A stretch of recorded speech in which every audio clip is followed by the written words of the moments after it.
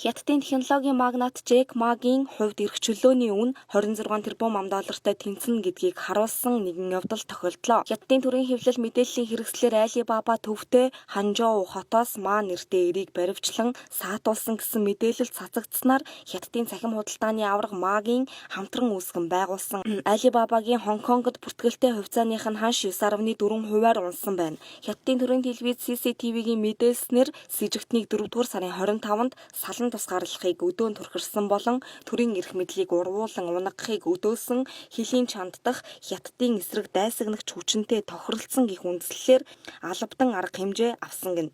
Энэхүү ганц мэдээлэл нь Alibaba-гийн зах зээлийн үнэлгээнээс 26 тэрбум $-ыг хэдхэн минутын дотор арчиж орхижээ.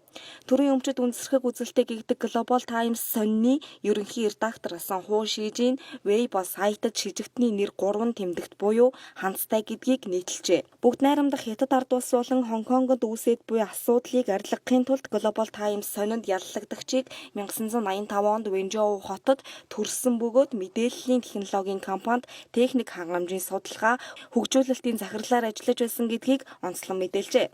Global Times нийтлэгдсэн тодруулах нь Alibaba-гийн хувьцааны үнийг эргэн сэргээж тухайн өдрийнхөө эцэс гэхэд Alibaba ихэнх алдагдлаа нөхөж чаджээ.